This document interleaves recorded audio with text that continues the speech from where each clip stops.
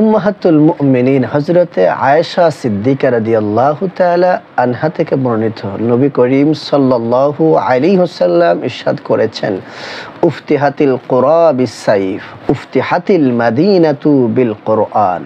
আরবের সমস্ত শহর তলোয়ারের মাধ্যমে তথা যুদ্ধের মাধ্যমে জয়ী হয়েছে, আর মদিনাতুল মুনাওয়ারা জয়ী হয়েছে কুরআনুল কারীমের মাধ্যমে। এর জন্য হযরত ওমর ফারুক রাদিয়াল্লাহু তাআলা আনহু এভাবে দোয়া করতেন, আল্লাহুম্মা রযুকনি ফি শাহাদাতান ফি সাবিলিক জাআল মাউতি ফি বিলাদি রাসূলিক। আল্লাহ, আমাকে শাহাদাতের মর্যাদা দান করো এবং আমার মৃত্যুর জন্য তোমার প্যারা নবীজির শহর মদিনাতুল মুনাওয়ারাকে নির্ধারিত করে দিন।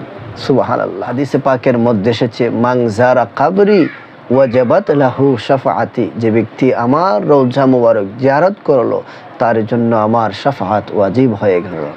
অপর একটি হাদিসের মধ্যে পাওয়া যায়, মান হাজ্জা ফাজারা কবরি বাদা মাউতি কানা কামান জারানি ফি হায়াতি, যে ব্যক্তি হজ করলো এবং আমার ওফাত শরীফের পরে আমার রওজা মুবারক জিয়ারত করলো, সেজন্য আমার জীবদ্দশায় আমার রওজাকে জিয়ারত করলো। সুবহানাল্লাহ।